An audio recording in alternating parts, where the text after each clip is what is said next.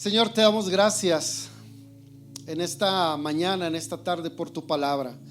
Abre nuestro corazón, trae una sensibilidad a nuestro espíritu de parte de ti, Señor, a través de tu palabra y lo que quieres compartirnos hoy.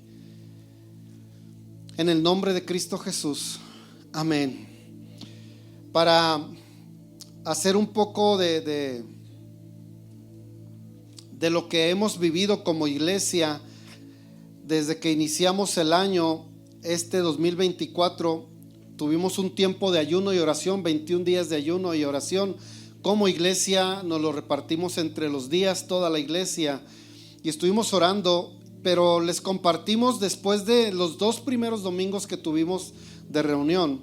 El tercer domingo, Vero y yo les compartimos lo que Dios nos habló, primeramente a nosotros, el 31 y el 31 de diciembre y 1 de enero, nos agarró, nos metió a una licuadora, nos batió y luego ya nos sirvió y dijo: ok, ahora sí disciernan todo esto. Y se los compartimos esa tercera reunión del año aquí en Viento Fresco. Y no sé si recuerden, pero se vieron dentro de todo lo que les dijimos que Dios nos habló personalmente y como iglesia, que creíamos que era algo que Dios está pidiéndonos como iglesia. Y hablo de iglesia en Cristo, no solo Viento Fresco, sino como iglesia en Cristo, aquí en nuestro país y en el mundo entero. Creemos que Dios nos está preparando para cosas que vienen, en las cuales necesitamos estar muy firmes y muy bien cimentados o de pie sobre la palabra de Dios, sobre sus principios. Y ese día, esa tercera reunión donde Vero y yo compartíamos, y Vero les comentó 3 cosas que Dios nos habló, como sintetizando todo en 3 cosas. No sé si las recuerden. ¿Alguien recuerda la primera? Posición. Muy bien. Y después la segunda, obediencia. Y la tercera, arrepentimiento. ¿Qué tal? Si ponen atención, qué padre. Bueno, entonces Dios nos habló sobre posición, sobre obediencia y sobre arrepentimiento. Y bueno, hoy quiero iniciar de estos 3 puntos que Dios nos habló sobre posición. El primero, que Dios quiere que entendamos cuál es nuestra posición como sus hijos. Porque bueno, cuando tú escuchas la palabra posición, puedes pensar en muchas cosas, o puedes, no sé, imaginar que Dios quiere que cuides tu posición en muchas áreas de tu vida. Pero más que nada, como hijos de Dios, Dios quiere que estemos muy pendientes de la posición que Él nos ha dado como sus hijos. Por lo tanto, es muy importante, y es donde quiero ir, que vayamos profundizando en esto y en su palabra. Entender nuestra posición es saber que como hijos de Dios todos somos justos delante de Él. Esa es la posición que Dios nos da en el momento en que nosotros le reconocemos como nuestro Señor. Nos justifica, y es lo que quiero empezar hablando para después ir desarrollando el cómo cuidar nuestra posición, ¿sí? ¿Cuál es la posición que Dios nos ha dado? Pero necesitamos saber cuál es para saber cómo cuidarla y cuál es el compromiso que tenemos con Dios sobre la posición. Esto debido al sacrificio de Cristo Jesús en la cruz. Él nos ha dado una posición de ser justificados por medio de la fe a través de Cristo en la cruz. Ahora Dios nos ve como nuevas criaturas, o como creyentes de nuevo nacimiento, o nacidos de nuevo, para mejor entendimiento. Esto significa que Dios nos ve como si nunca hubiésemos pecado. Es la posición que Dios nos ha dado desde el momento en que nosotros le recibimos como Señor y Salvador. Y quiero ir a la primera escritura, 2 Corintios capítulo 5, verso 17. Dice lo siguiente: de modo que si alguno está en Cristo, nueva criatura es. Las cosas viejas pasaron, he aquí son hechas nuevas. Ahí está nuestra posición en Cristo. Si alguna persona, o si alguno de nosotros estamos en Cristo, la posición es que somos nuevas criaturas en Él. Y Él hace que el pecado, que las cosas que antes hacíamos que no le agradaban, dice: las cosas viejas han pasado, he aquí en Cristo todas son hechas nuevas. Esa posición nos la da Dios al momento de entregarle nuestra vida como Señor y Salvador. Jesús es quien en su corazón, bueno, en nuestro corazón, al recibir a Cristo en nuestro corazón como nuestro Señor y Salvador, nos hace una nueva persona delante de Dios el Padre y ante Él. Antes de ser salvos, nuestra vida era gobernada por las leyes del pecado y de la muerte. Antes de conocer a Cristo, estábamos sumergidos en pecado y en la muerte. No alcanzábamos la misericordia ni la gloria de Dios porque no conocíamos de Cristo. Y Romanos capítulo 8, verso 2 dice lo siguiente: porque la ley del Espíritu de vida en Cristo Jesús te ha liberado de la ley del pecado y de la muerte. Es por eso que digo, antes de Cristo estábamos sumergidos en el pecado y en la muerte, pero como acabo de leer aquí en Romanos, la ley en el Espíritu en Cristo, cuando le recibimos como Señor y Salvador, nos ha liberado de esa muerte y de ese pecado. Gracias a Dios por su palabra, porque esta promesa nos alcanza a aquellos que le hemos recibido. Sin Cristo nos era imposible vivir en la justificación o ser justificados delante de Dios. Romanos 3, 23.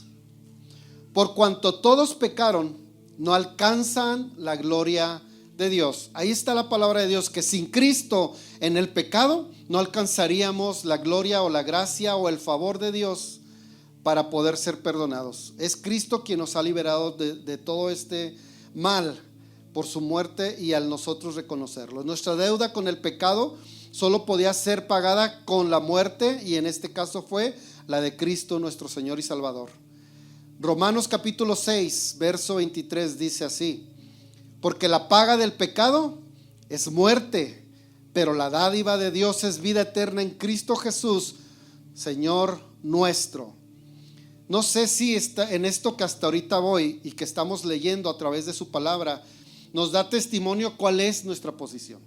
Tenemos que estar claros que la posición en Cristo que Él nos ha dado al momento de hacerlo nuestro Señor y Salvador es esta: nos trae del pecado a la vida eterna, bueno, de la muerte y el pecado a la vida eterna y salvación, a limpiarnos de todo eso en Cristo por medio de la muerte en la cruz. Como resultado, todo el que confiese que Jesús es su Señor y Salvador y crea en la resurrección, entonces será libre del pecado. Y esto viene también ahí en Romanos capítulo 10, versos 9 y 10, dicen lo siguiente: así que si confiesas con tu boca a Jesús por Señor y crees en tu corazón que Dios le resucitó entre los muertos, serás salvo. Porque con el corazón se cree para justicia y con la boca se confiesa para salvación. Aquí está lo que estamos hablando. Es necesario que nosotros no solamente creamos, sino, como dice aquí, que confesemos que Jesús es el Señor y que también reconozcamos que Él murió en la cruz, pero que resucitó. Que no lo dejemos ahí muerto en la cruz, que no solamente pensemos que Él ya murió por mí. No, también resucitó por mí, por ti, por cada uno de nosotros. Entonces es necesario creerlo y confesarlo. Esa es la posición que nos lleva en Cristo Jesús, quienes somos como sus hijos, el creer y confesar. No solamente creerlo, sino confesar que Él es nuestro Salvador, murió y resucitó para darnos salvación. Por lo tanto, una vez entendiendo una vez entendiendo y estoy viviéndolo, o que ya lo entiendo y lo vivo, podemos decir que nuestra posición en Dios es en Cristo Jesús ser limpios de pecado, ¿ok? Y de la muerte. Y voy leyendo otros versículos que dicen 2 de Corintios. Todo esto se los estoy dando para entender nuestra posición, quiénes somos en Dios. 2 de Corintios 5 del 17 al 21 dice: de modo que si alguno está en Cristo, hablando de nosotros como sus hijos, nueva criatura es. Las cosas viejas pasaron, he aquí son hechas nuevas. Y todo esto procede de Dios, quien nos reconcilió consigo mismo por medio de Cristo y nos dio el ministerio de la reconciliación, ministerio de la reconciliación, a saber que Dios estaba en Cristo reconciliando al mundo consigo mismo, no tomando en cuenta a los hombres sus transgresiones, y nos ha encomendado a nosotros la palabra de la reconciliación. Por tanto, somos embajadores de Cristo, como si Dios rogase por medio de nosotros. En el nombre de Cristo os rogamos, está diciendo aquí Pablo. O sea, somos los embajadores de anunciar a Cristo, reconciliándolos con Dios. verso 21, al que no conoció pecado, le hizo pecado por nosotros para que fuéramos hechos justicia de Dios en él. ¿En quién? En Cristo. Entonces, aquí estamos viendo algunos puntos en estos versos, que no solamente nos ha liberado del pecado, sino que nos ha limpiado nuestras transgresiones y nos hace embajadores, y como embajadores de Cristo nos llama y nos manda a reconciliar a otros. Yo no sé si tú recuerdas, no sé cómo haya sido tu salvación o cómo alguien te habló, pero cada quien tendremos nuestra historia del día en que recibimos a Jesús como nuestro Señor y Salvador. Y si alguien te habló a ti de Cristo, ese fue un embajador de Dios. La persona que te habló por primera vez de Dios era un embajador y representante de Dios que te dijo: reconcíliate con tu Creador. Y esa es nuestra tarea. Jesús lo dijo a sus discípulos cuando ascendió al cielo. Dice: vayan y hagan discípulos. O sea, como reconcilien, o sea, hagan que se reconcilien con Dios el Padre y conmigo. Hagan discípulos, reconcílienlos conmigo o con el Padre. Dios dice, porque esa es su tarea. Tú eres mi embajador en la tierra, mi representante, el que vas a hacer que los que no conocen de Dios, como tú y yo cuando estábamos en la oscuridad, nos acercamos gracias a que alguien fue un embajador y nos hizo reconciliarnos. Y esa es la tarea y es nuestra posición. ¿Estamos bien? Hasta ahorita, con todo lo que hemos leído, estamos entendiendo más cuál es nuestra posición en Dios. Esa es la que Dios nos ha otorgado, la posición de embajadores, de reconciliar a otros y de estar en Cristo y reconocer que hemos sido libres del pecado gracias a Él. No porque yo soy muy bueno o porque yo soy bien buena onda, sino que gracias a que Él nos perdonó. ¿Ok? Y este es el evangelio puro, así simple. Porque a veces mucha gente dice: es que yo no sé cómo hablarle a la gente de Dios.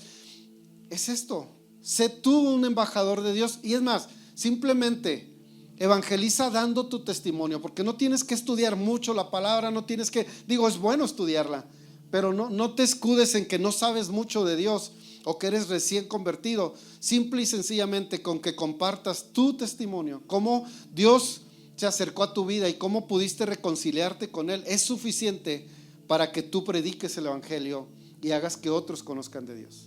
No tienes que exagerar las cosas, no tienes que inventar historias para que la gente se emocione y diga: tu historia está bien chida, así yo sí quiero convertirme. No, porque yo me acuerdo que hubo una etapa en mi vida cuando yo era joven, más joven, cuando yo era mucho más joven que hoy.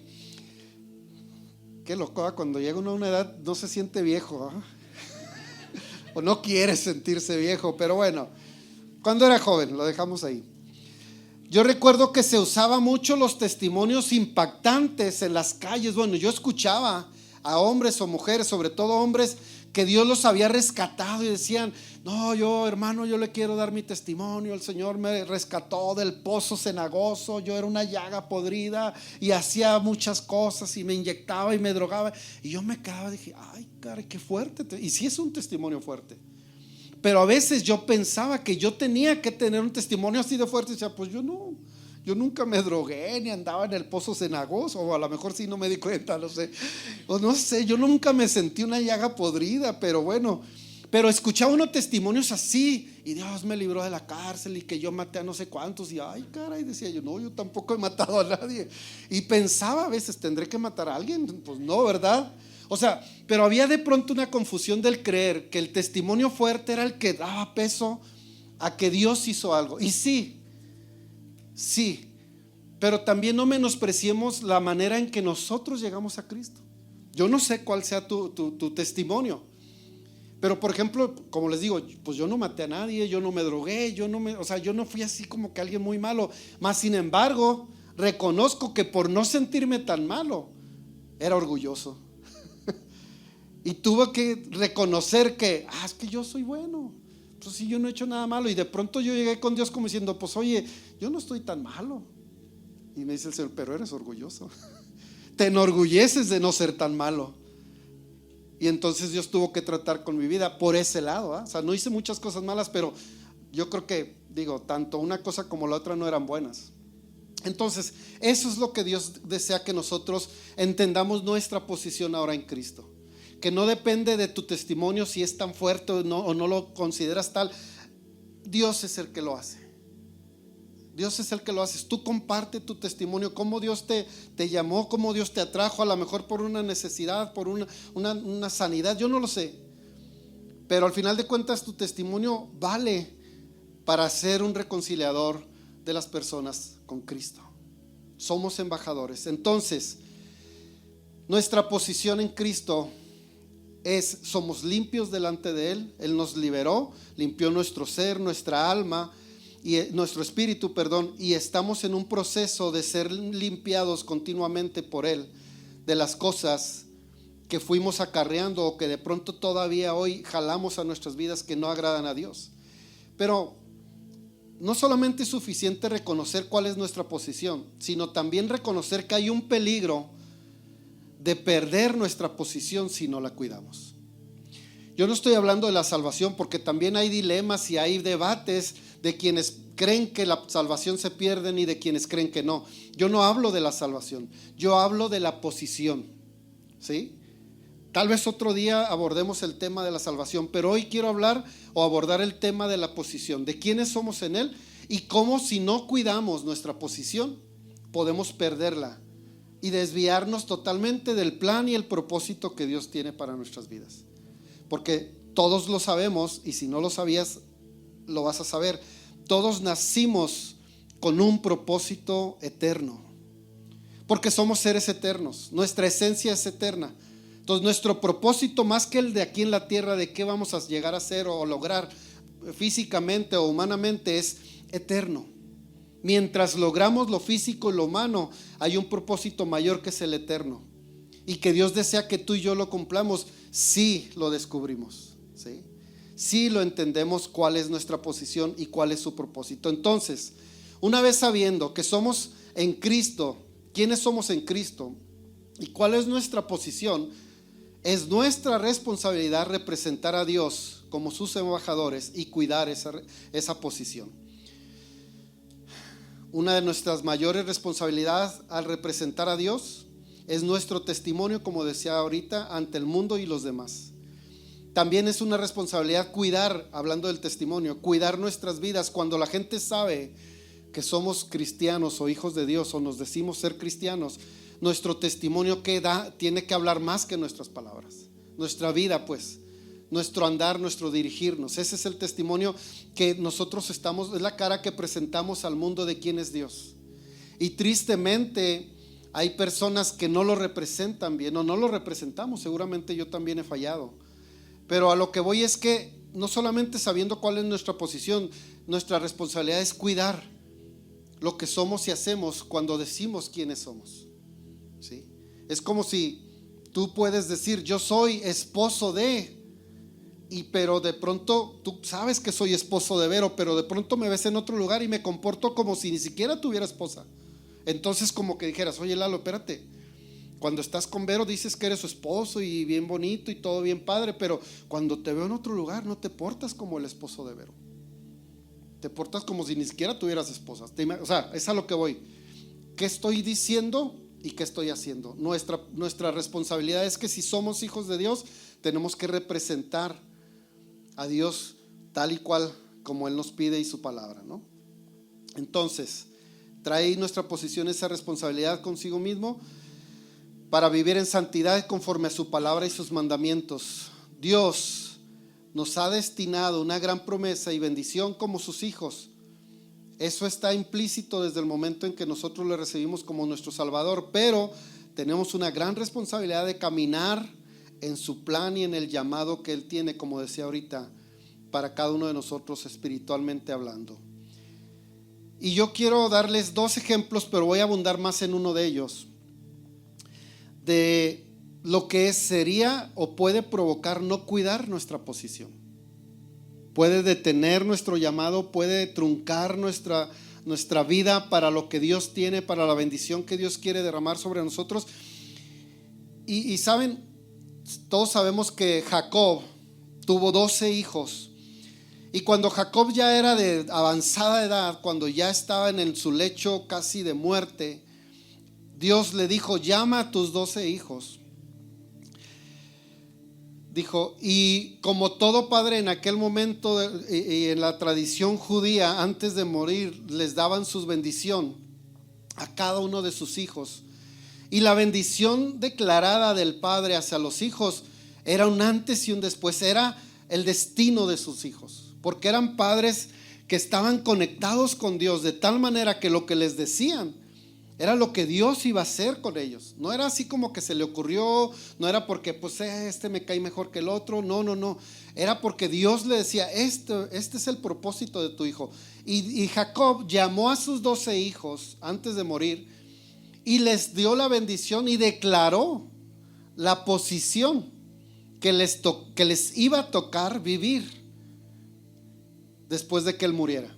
Ahora, normalmente al primogénito, que es al primer hijo, se le daba el dote doble o la mayor bendición, tanto espiritual como física. Se le daba el doble de la herencia física, o si fueran terrenos, o si fueran ganados, o si fuera lo que fuera, se le daba el doble al mayor, al primogénito, ¿sí? Y en este caso con Jacob, el primogénito era Rubén. Pero cuando iba a morir Jacob y llamó a sus hijos, Rubén, aunque fue el primogénito, por algo que él hizo, no alcanzó esa bendición, la perdió. Perdió su posición, no cuidó su posición. Es a lo que quiero que vayamos con esta historia. Fíjense, Génesis capítulo 49. Voy a leerles desde el verso 1 hasta el 10. Vamos a leer un poquito más Biblia para entrar en contexto de lo que pasó por no cuidar su posición. Dice entonces, y llamó Jacob a sus hijos y dijo, juntaos y os declararé lo que os ha de acontecer en los días venideros. Si se fijan, era un hecho que la palabra que su padre iba a declarar sobre ellos era lo que ellos iban a vivir, lo que ha de acontecer en los días venideros. Juntaos y oíd, hijos de Jacob, y escuchad a vuestro padre Israel. Y luego empieza en el verso 3, Rubén, hablando de que era el primogénito, el primero de sus 12 hijos. Tú eres mi primogénito, le dice Jacob, mi fortaleza y el principio de mi vigor. Pues lo tuvo cuando era muy joven, ¿verdad? Era el principio de su vigor. Dice, tú eres mi fortaleza y el principio de mi vigor, principal en dignidad, principal en poder. Wow, ahí le está diciendo todas sus cualidades como primogénito. Pero tenía un carácter que lo menciona aquí en el verso 4. Dice, impetuoso como las aguas, no serás el principal. Si se fijan, empezó echándole flores. Dice, pero por ser tan impetuoso como las aguas. Y hay otra versión que dice, impetuoso como el mar, como las olas del mar. O sea, las olas no se llegan calmas, ellas llegan y rompen delante de donde sea. Dice, impetuoso como las aguas. O sea, no piensas las cosas, no te detienes, eres muy arrancado, muy, como dicen, aventado, muy arrebatado. O sea, todo esto tienes bueno, Rubén, pero por esa parte de tu carácter impetuoso como las aguas, no serás el principal. O sea, no estarás sobre tus hermanos aún siendo el primogénito. Él perdió su posición. Ahorita les voy a platicar por qué. Quiero avanzar con lo demás porque es muy importante ver cómo se va moviendo la bendición, no a Rubén, y luego vamos a avanzar. Dice, no serás el principal por cuanto subiste al lecho de tu padre, entonces te envileciste subiendo a mi estrado. O sea que ahí está uno de los porqués, no será el principal. Y luego dice verso 5, los siguientes hermanos después de Rubén, Simeón y Leví. Ustedes son uña en carne, siempre andan juntos para todos. Son como la cápsula y la mostaza, como dicen, y como no sé, pues así, esos que siempre van juntos. Dice, ustedes, a ver, Simeón y Leví, son hermanos, siempre andan juntos donde quiera que vayan. Arman de iniquidad sus armas, o sea que son también peleoneros. En su consejo no entra mi alma, ni mi espíritu se junta en su compañía, porque en su furor mataron hombres, ahí está, y en su temeridad Ay Dios, qué palabras. Y luego con lentes. Desjarretaron todo, toros. Desjarretaron toros. Por eso se hacen los chismes, ¿eh? Porque cambia uno las palabras. Maldito su furor. O sea, ¿qué está diciendo? Ustedes dos, por ser también de los que se arrancan y matan y hacen y su espada, y dice, y se enojan, dice, maldito su furor que fue fiero y su ira que fue dura. Yo los apartaré, sí, en Jacob, y los esparciré en Israel. O sea, ustedes tampoco van a alcanzar la heredad del primogénito. O sea, Rubén la perdió, ustedes tampoco la van a tener. Su posición también la perdieron, aunque como dicen, pues si al primero no le toca al segundo, pero no, aquí ni al primero, ni al segundo, ni al tercero. Y entonces llega al cuarto de los hijos, que se llama Judá, y dice en el verso 8, Judá, te alabarán tus hermanos. Ahí está, ¿se fijan? Te alabarán tus hermanos. O sea, como diciendo, ellos se descalificaron por sus obras, por no cuidar su posición. Pero tú, Judá, te alabarán tus hermanos. Tu mano en la cerviz de tus enemigos. Los hijos de tu padre se inclinarán a ti otra vez. Ahí tus hermanos, los hijos de tu padre. Cachorro de león, Judá, de la presa subiste, hijo mío. Se encorvó y se echó como león, así como león viejo. ¿Quién se despertará? No será quitado el cetro de Judá, ni el legislador de entre sus pies, hasta que venga Silo,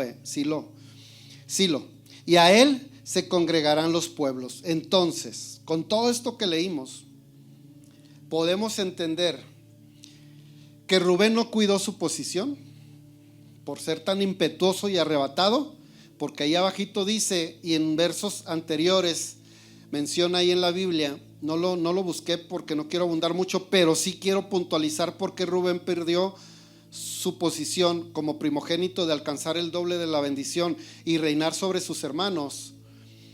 Fue porque se acostó con una mujer de su papá. Ahí dice, porque emancipaste mi lecho, ¿no? Sí, subiste al lecho de tu padre.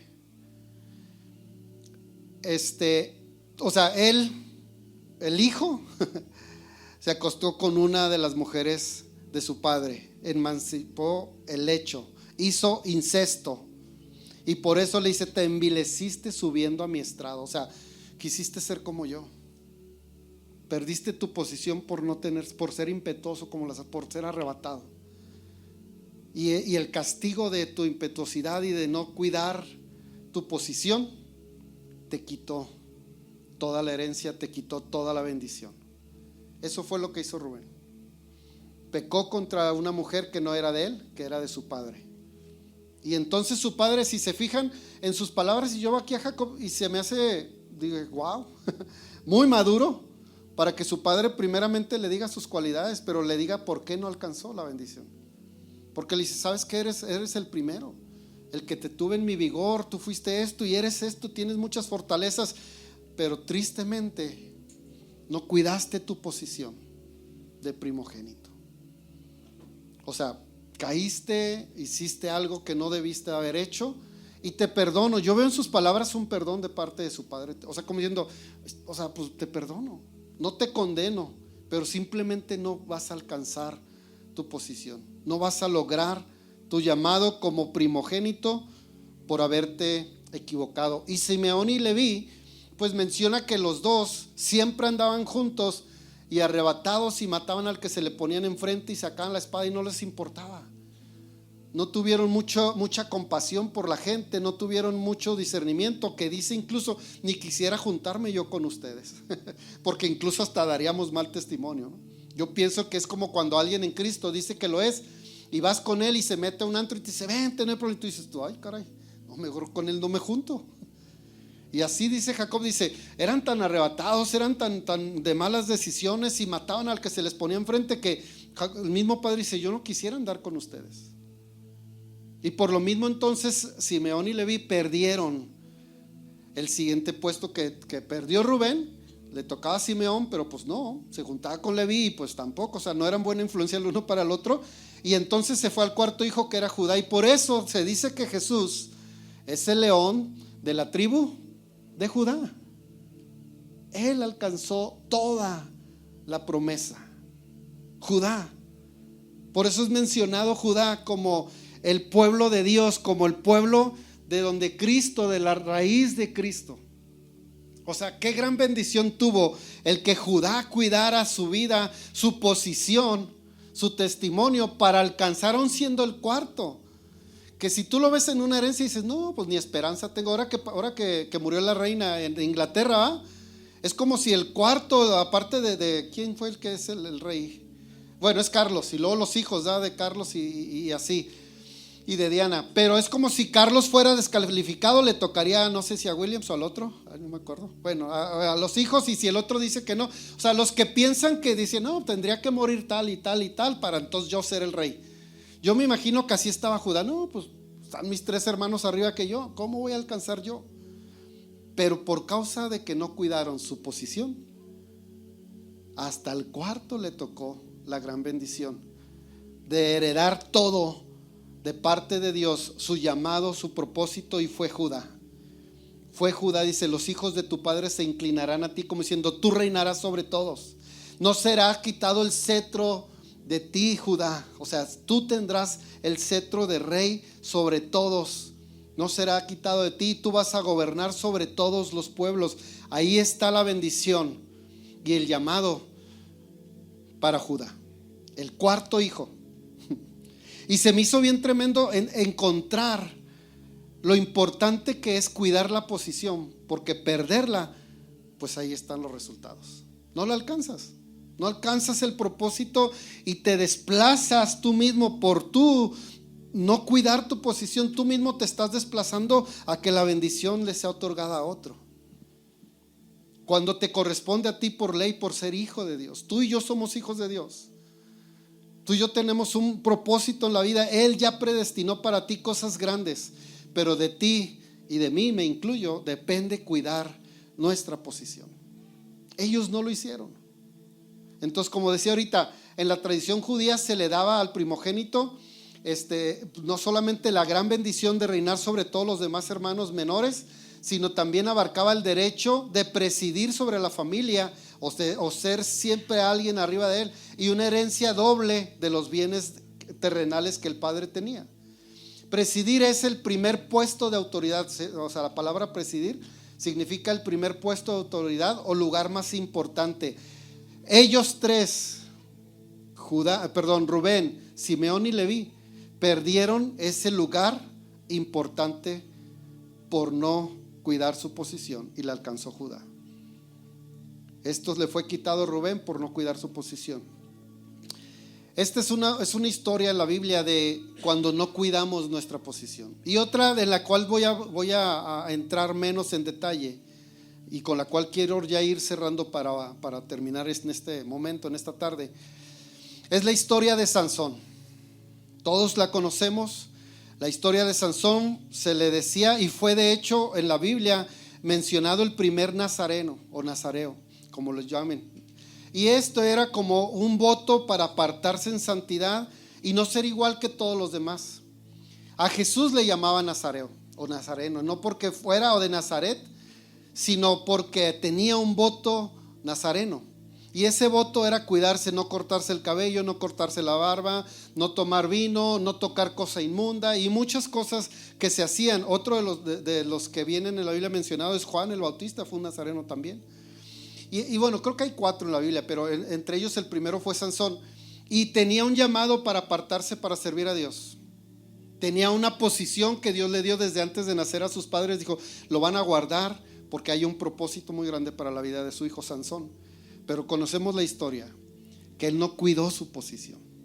Al principio sí, vivió, creció como un nazareno y cuidó todo lo que hacía, pero cuando llegaron las faldas, cuando volteó a ver a una mujer, se equivocó y buscó mujer que no era de su pueblo, que eran incluso una mujer del pueblo enemigo. Y sabemos bien la historia de cómo se enamoró de Dalila.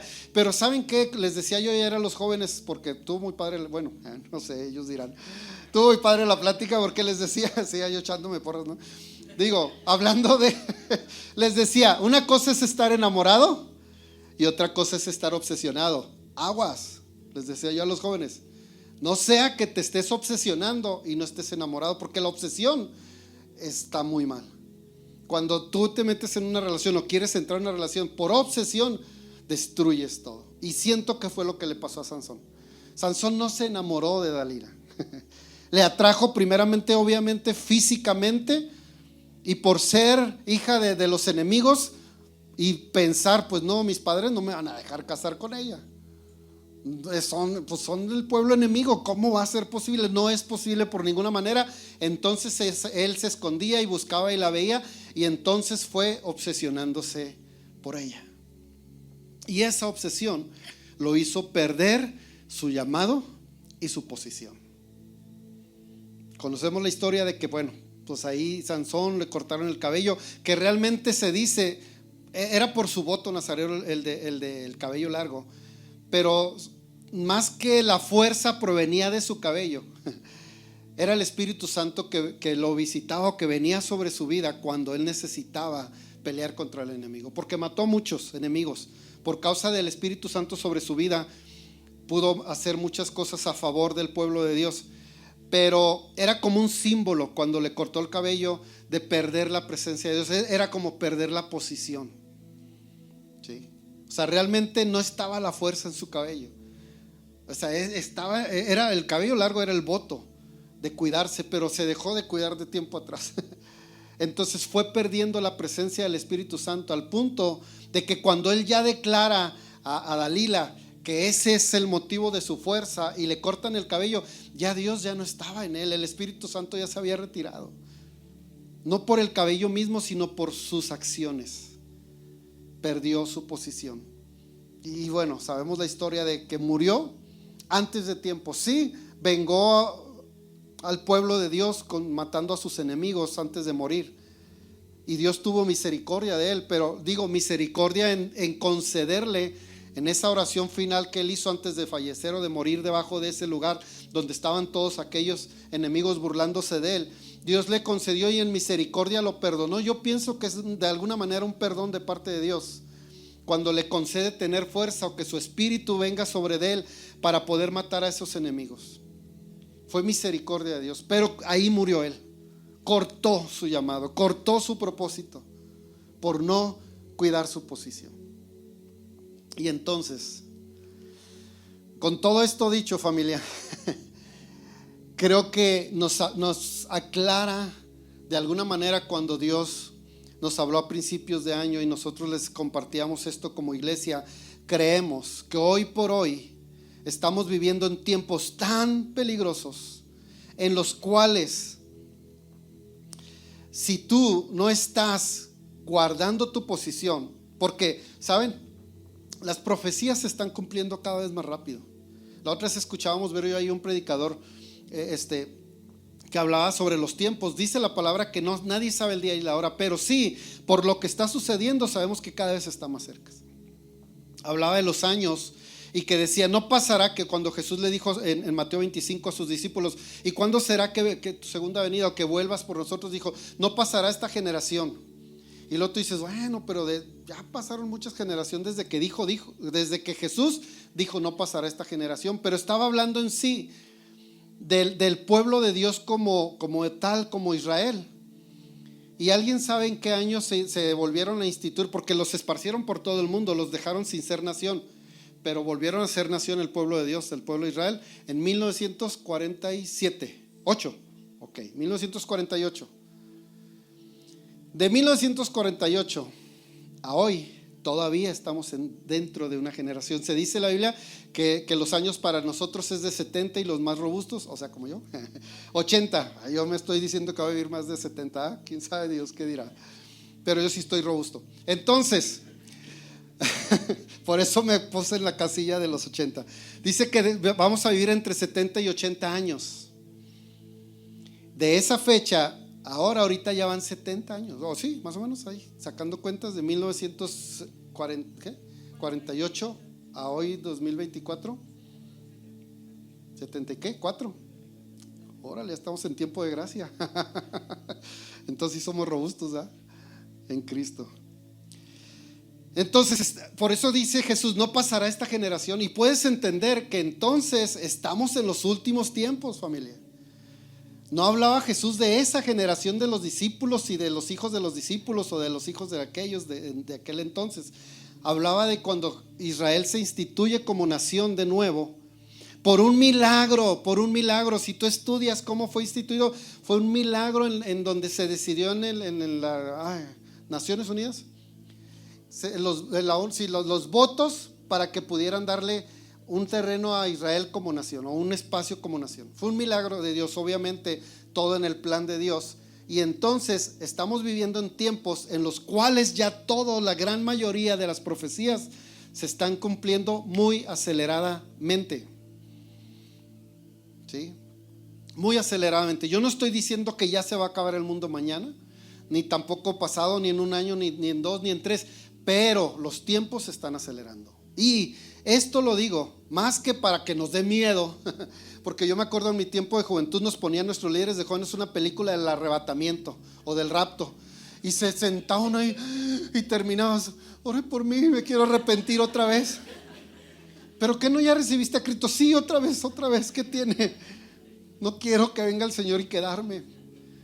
Y nos confrontaban con películas de ese entonces o así, de esa manera, pero hoy no están las películas, pero está la realidad. Estamos viviendo tiempos jamás vistos en la historia. Sí, también dice, y lo decía este predicador que estábamos escuchando, Vero y yo, dice que como los tiempos de Noé, y que hoy por hoy estamos igual, todos haciendo de todo sin esperar ni estar despiertas como las vírgenes y preparadas con el aceite para la llegada de nuestro Señor. Por eso, familia, y cuando tú hablas, porque también ese fue otro que alguien analizaba, de las 10 vírgenes, que 5 sí estaban preparadas y 5 no lo estaban, y alguien dijo, las 10 vírgenes representan a la iglesia. No es ni siquiera al mundo, es a la iglesia, a los hijos de Dios, a nosotros. Y 5 estaban listas y 5 no. El 50% de la iglesia o de los que dicen ser hijos de Dios no estamos preparados. Y eso preocupa más. Dice la Biblia, será tomado uno y el otro dejado. Y le digo, a ver, un volado. Porque yo no quiero ser dejado y yo no quiero que tampoco ella. Entonces le digo, pues vamos a andar con otros para que se queden ellos y nosotros no sé. O sea, pienses tú, será tomado uno y será dejado el otro. Entonces te pones a pensar, estamos en tiempos donde realmente estamos, lo que dijo Jesús, no pasará esta generación. Y todo se está acelerando cada vez más, todo. Cuando antes tú leías la palabra que cuando todo el mundo sepa que Jesús es el Señor, entonces regresaré. Y dices tú, ¿cómo va a ser posible que eso suceda? Antes, cuando yo era joven, hoy veo que es posible, porque ya en todos lados hay internet. Hay una conexión y se llega al evangelio otra vez. Si ya no de la Biblia, con misioneros caminando entre la selva, ya les llega al internet y por medio de videos la palabra de Dios les llega. Entonces, cuando antes era imposible, ahora no lo es. Cualquiera puede ver, incluso por el mismo internet o por las comunicaciones, vamos a poder ver en todos lados del mundo la venida de nuestro Señor Jesucristo. Se dice que Él no va a ascender a la tierra, va a quedarse en el aire cuando venga. Y entonces dice que los muertos en Cristo, esto es tu familia y mi familia en Cristo, o personales que tuvieron a Cristo como su Señor, dice, resucitarán primero. Y después nosotros nos juntaremos con ellos en las nubes. Y digo yo, wow. Antes de llegar al cielo, Dios nos va a dar la oportunidad de que cuando nuestros familiares que murieron en Cristo, familiar carnal, pero en Cristo, sean levantados, nos van a esperar ahí, luego seremos nosotros y nos vamos a juntar antes de subir al cielo con nuestro Salvador. Y entonces vamos a poder volver a ver a nuestra familia, a nuestros padres que murieron en Cristo, a nuestros hermanos o hijos. Y wow, será algo espectacular. Pero cada vez está el tiempo más cerca. Entonces estamos viviendo estos tiempos en los que, aunque no sabemos el día y la hora, porque dice como ladrón en la noche, nadie sabe. Si supiéramos cuándo va a llegar un ladrón, nos sentaríamos con una pistola a ver qué pasa. Pues sí, Pero nadie sabe, llega cuando menos lo esperas. Cuando menos lo esperas llega el ladrón y se lleva todo. Y dice que así será la segunda venida. Y no porque él va a robar, sino porque se va a llevar a sus hijos. Por lo tanto, yo sí creo que cada vez está más cerca.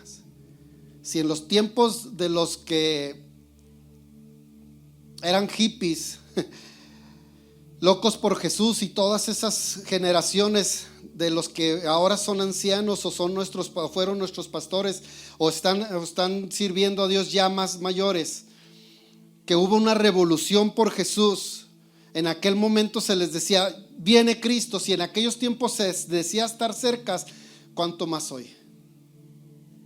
¿Cuánto más hoy? Entonces, familia, Cristo viene pronto. Yo no sé qué es pronto para ti o para mí, pero a lo que voy es que preparémonos, cuidemos nuestra posición. Y si tú dices yo no la tenía, tenla, tómala, di Señor, dame una posición. Primero como tu hijo, por eso les empecé a leer. Tú como hijo de Dios recibes a Cristo y tienes una posición. Y una vez teniéndola, conociéndola, vívela y cuídala. Cuídala.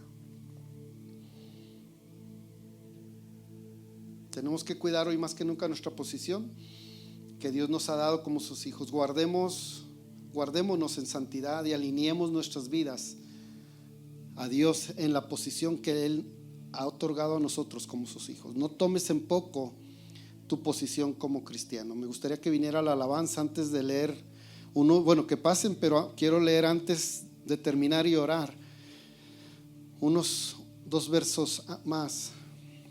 Pero si te guardas y perseveras en Cristo, podrás decir, como Pablo dijo en 2 de Timoteo,